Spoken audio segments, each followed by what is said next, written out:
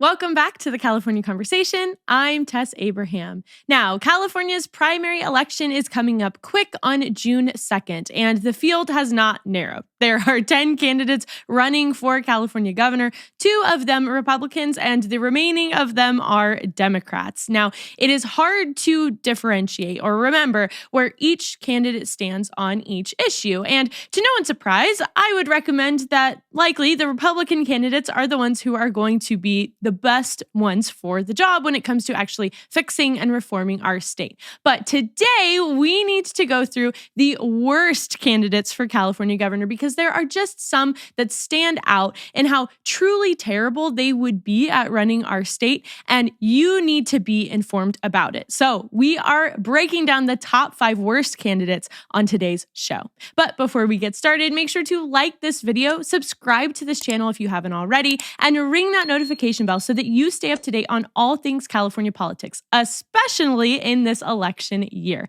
And if you want more information or you want sources cited in compiling today's episode, then you should check out the corresponding article on my website, which is linked below. Let's start with number 5, and the one who ranks in the 5th worst spot, I would have to say, is candidate Betty Yee. Now, who is Betty Yee? Maybe you have never heard of her. She's polling fairly low, and so it would make sense that many people don't really know who she is. The biggest thing about Betty Yee is that she has been deeply entrenched in California's political and specifically financial system for years. And that is because she has had the primary role of California's controller. If you don't know, the controller is just the state's top accountant. So she is in charge of California's budgeting and the financial system. And the reason I place her at number 5 and not number 1 is because she actually does have some good qualities that I think that we should call out. Because she is first and foremost an accountant, she believes in fiscal accountability and financial responsibility. And so she believes there's a lot of fraud, waste, and abuse in our state, that needs to be rooted out. She has seen it firsthand in working with the budget, and she thinks that any leader needs to be held accountable for all of the fraud that's being perpetuated. And I say good for her. I applaud that stance. I definitely would agree. I've talked much about fraud on this show. And so I would say it's great that she thinks that our leadership should be truly held accountable. And I honestly think she's the most qualified in terms of understanding the budget, understanding where our state spending is going, and then how to actually be held accountable for taxpayer funds. But my main contention with her is that while she touts wanting financial accountability, she then turns around and she supports many of the mainstream Democrat policies that just require higher taxes, more government spending, and often lead to the programs that then waste taxpayer money. So, for example, on housing, she wants to tackle the affordability crisis by implementing further rent control and more government subsidies, which we know just from basic economics actually reduces supply and drives up the price of housing. So that's not really going to fix anything. And that, again, is going to lead to higher government spending. Additionally, when it comes to healthcare, she is in support of the idea of a single payer system. That's where one payer pays for healthcare for all. And so in our government, that would be that the government pays for healthcare, aka universal healthcare, which, interestingly enough, when this was actually seriously examined for California back in 2017, it was estimated to cost $400 billion per year, which at the time was more than double the entire state budget. So again, interesting that someone who wants financial responsibility would also support an initiative that would cost double the state's budget.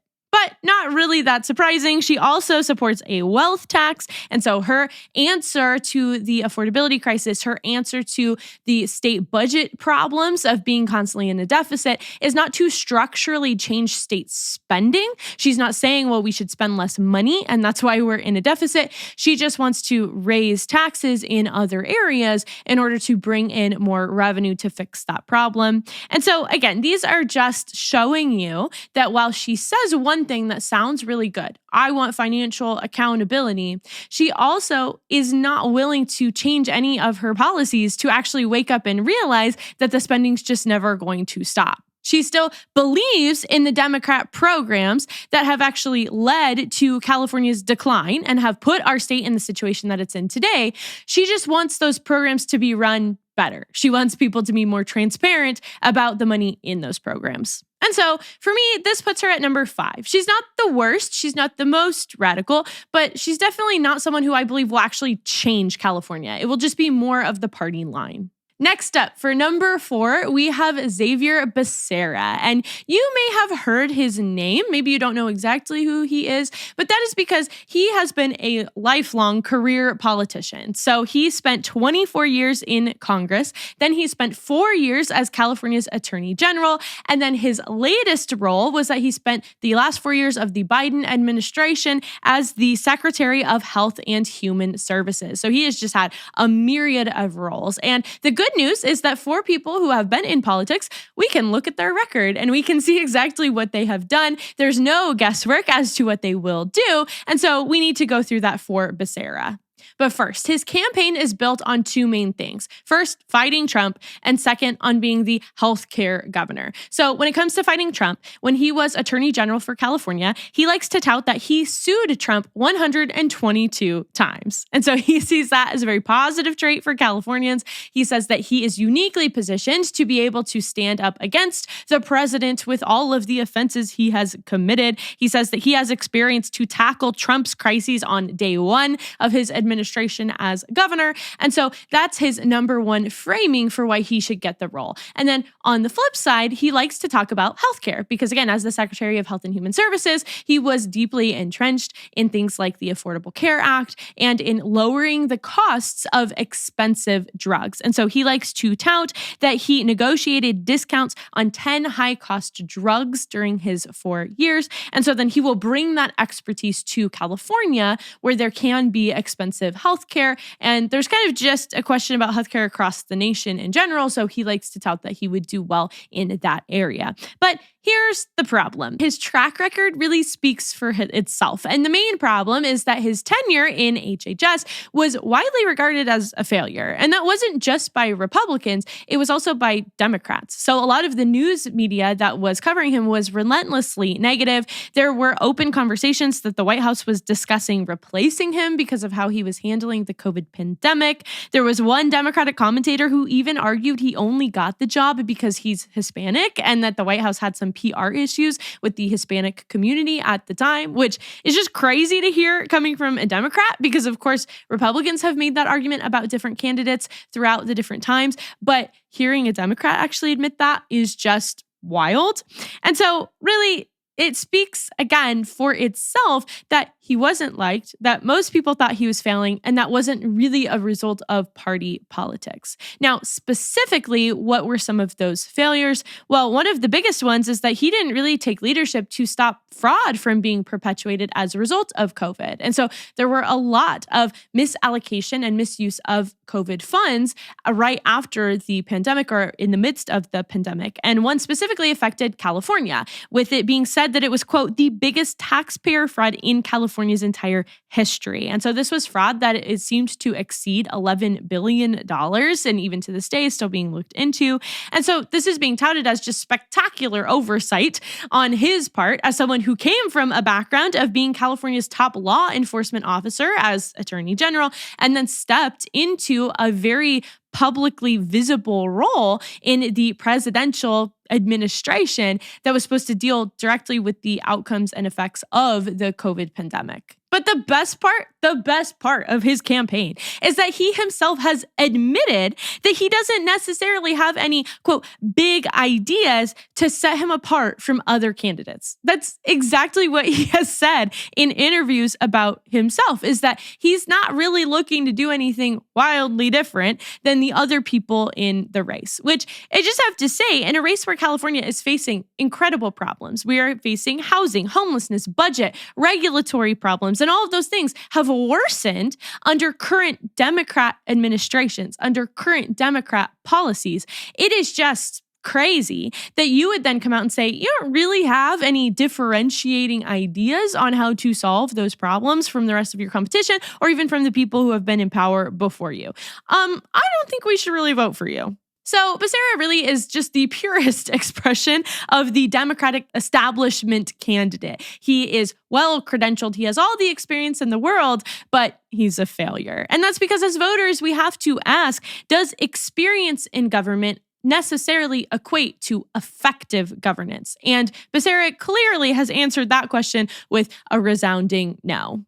And for number 3, we have Tony Thurmond. Now, you may not have heard of Tony Thurmond. The most compelling part of Thurmond's campaign really is his personal story and his background. Thurmond is positioning himself as an outsider. He is someone who has not been extensively involved in politics, and so he says that he is a working class individual. He comes from a very compelling background, and so you should see him differently than Yee or Becerra. And so at age 6, Thurmond was an orphan. He had lost both his mother and his father. He was raised by distant cousins who he didn't really know, alongside him and his brother. And so he says that he grew up on public assistance, he grew up on food stamps, on welfare, and he really credits his path forward to his public education. And so that has made him very passionate about our public education system in our state, as well as in serving in various roles that have helped with children who have graduated the foster care system and other situations like that, which is all very wonderful. And so because of that,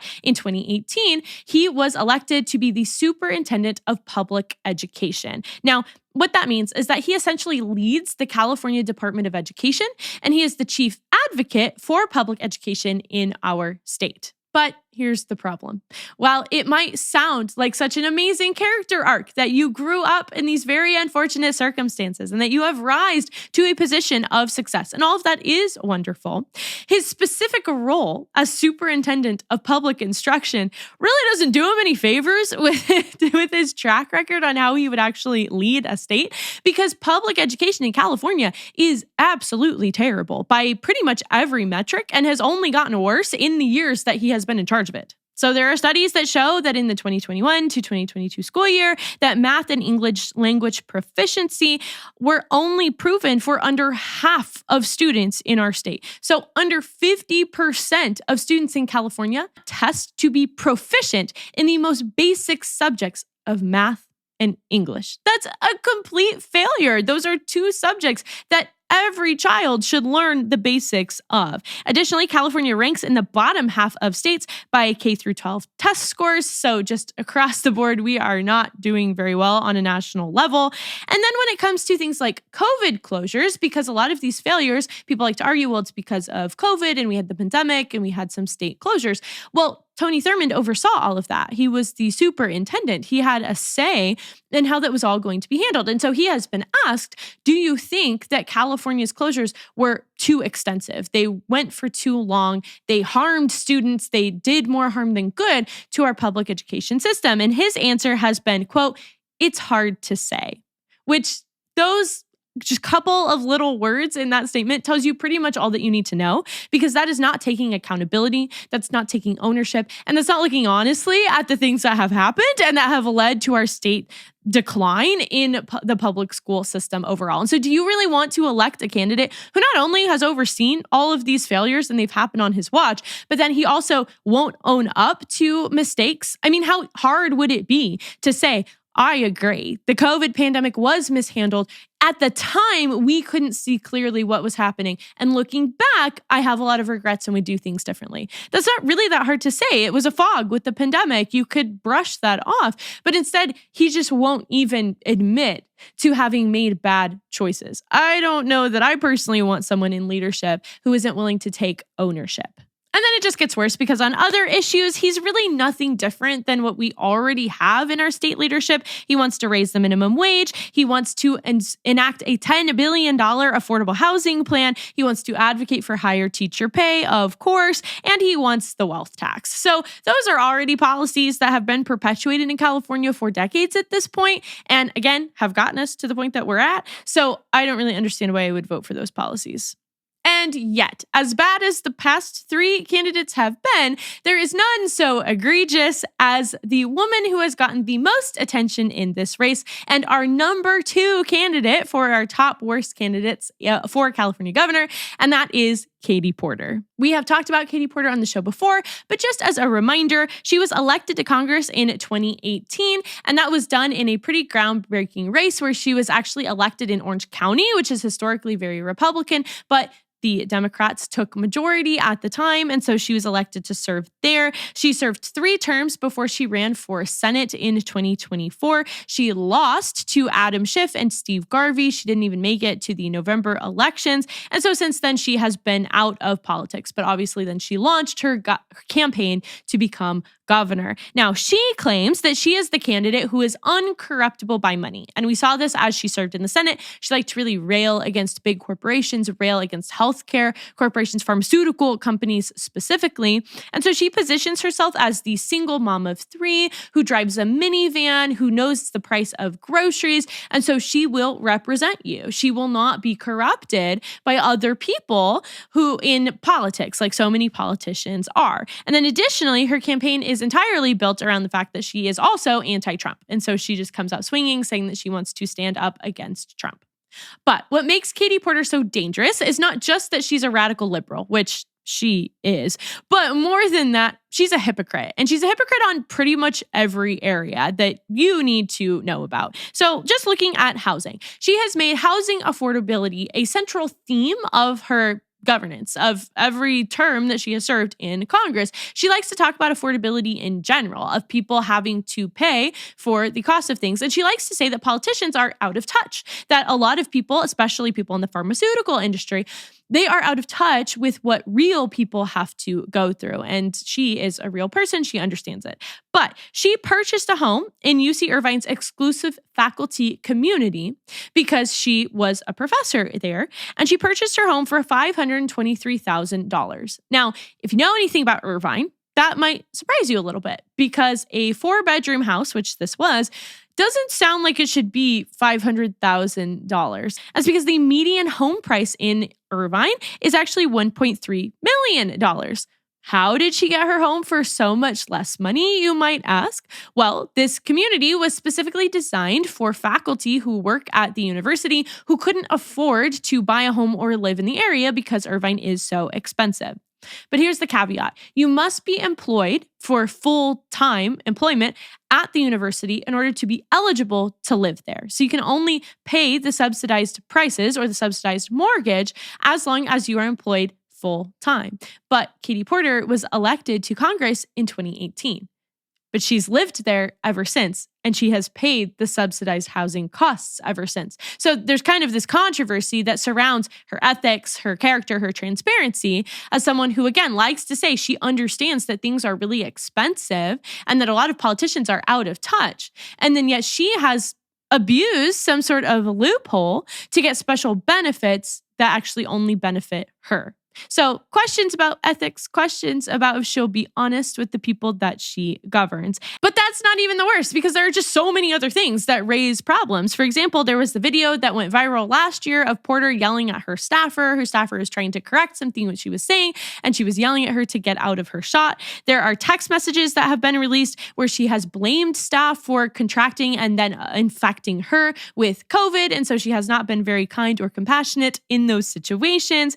There was a veteran who had worked for her campaign, who really believed in her, who has come out and described her as the Jekyll and Hyde of politicians, saying that she just flipped on a dime every time you didn't agree with her. Her own ex-husband has alleged that she verbally abused him, that she threw objects at him, and there's this wild story that she poured boiling mashed potatoes on his head during one of their arguments. Now, obviously, divorce is messy, and so both sides are going to have their own problems and contentions against one another, but his stories seem to fit a pattern that has been exposed by her former staff, as well as been exposed by news media outlets for years at this point. So it just kind of fits in the narrative.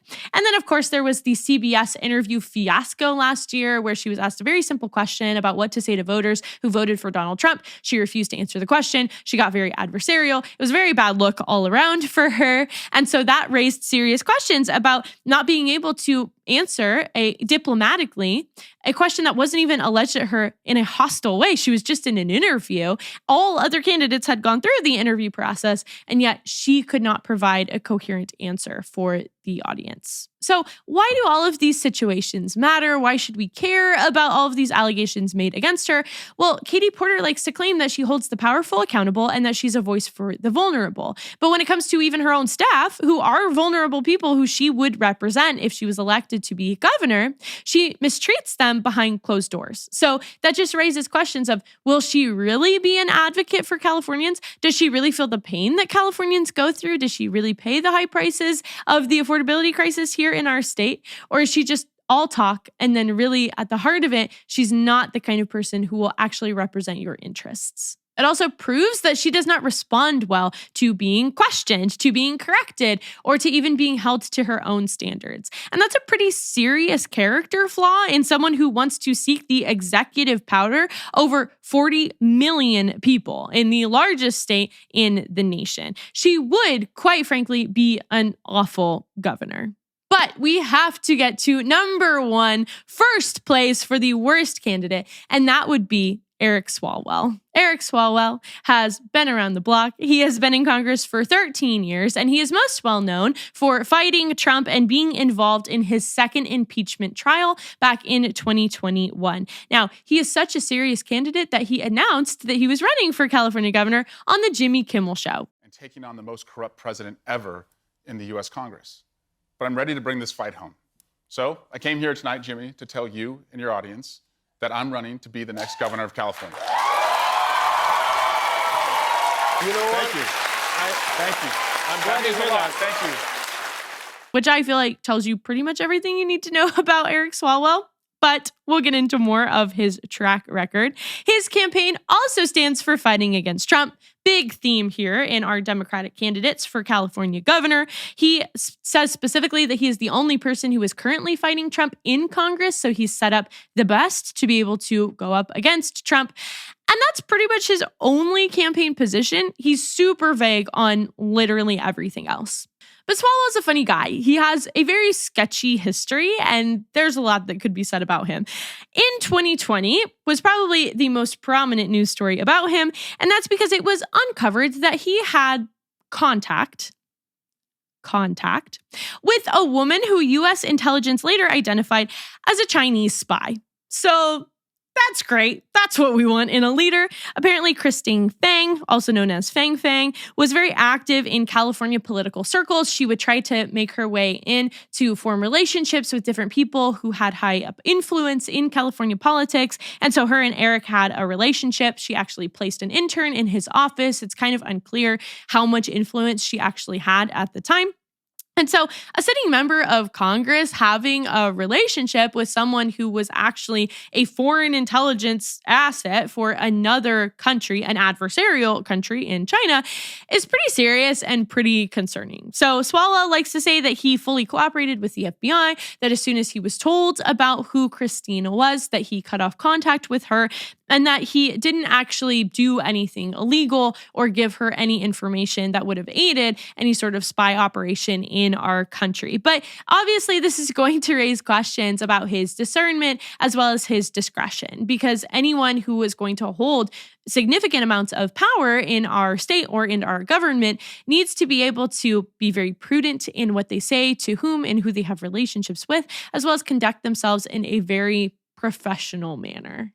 So that's the most notable sketchy situation that he's put himself in, but it's not the only one. There have also been questions circulating about his eligibility. He represents the East Bay and specifically claims to live in Livermore, but he spends most of his time in DC. And that's not super rare. Most politicians who are in Congress are going to split their time because you need to be in DC to carry out your work. That's where your job is located.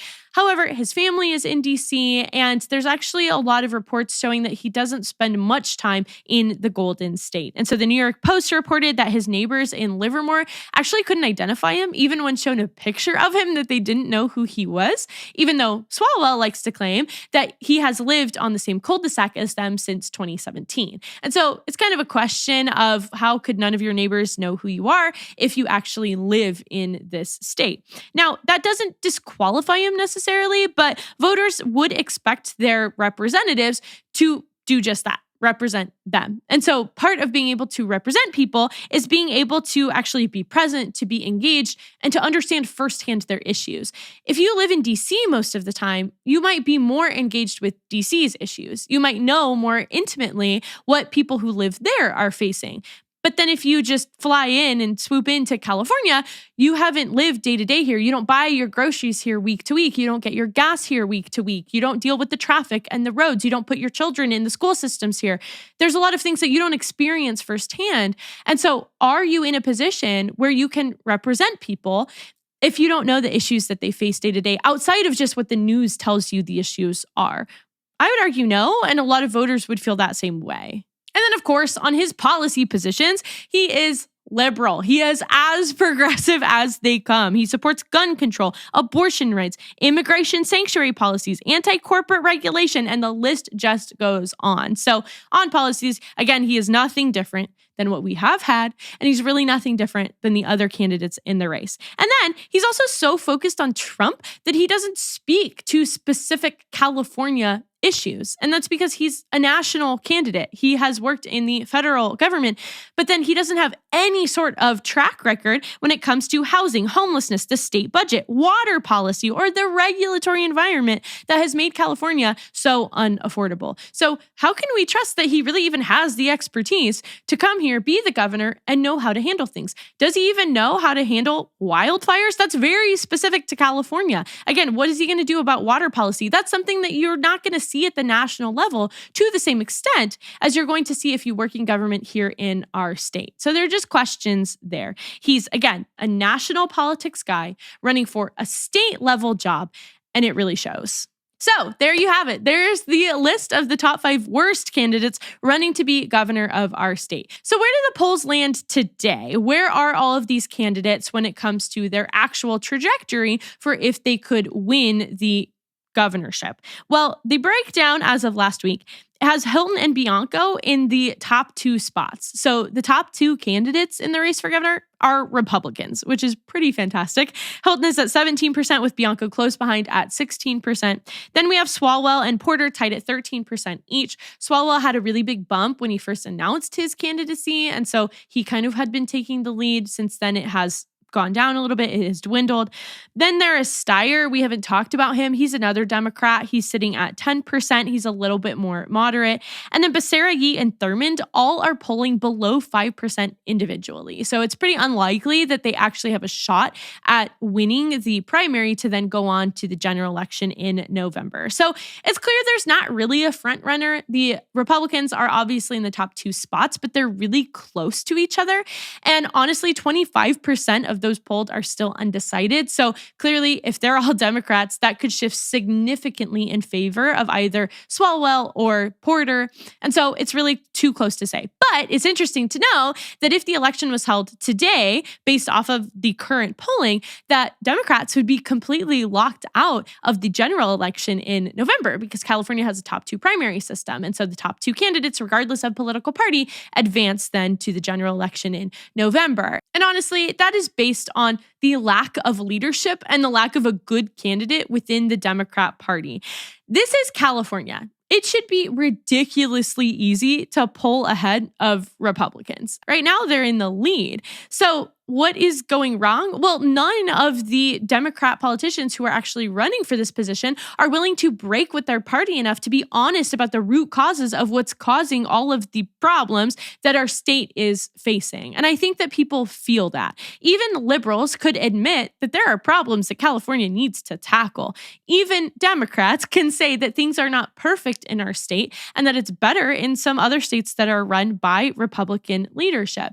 And so it will be interesting to see if that momentum continues to build into June and then into November to actually elect a change candidate rather than just towing the party line. So it's time that we make that message ever clearer to our fellow Californians. If we really want change, then we can't afford to hand over leadership to the same types of failed leadership that we have seen actually be enacted and at work here in California. We deserve so much better than this field of candidates, and come June 2nd, we should vote like it. Thank you so much for joining me here today. I hope it was helpful for you as you navigate life in our state and that you even learned something new about the people who are running to be your governor. If you love this show, please spread the word and share it with your friends, family, and fellow Californians. And I'll see you back here next week for another episode of the California Conversation.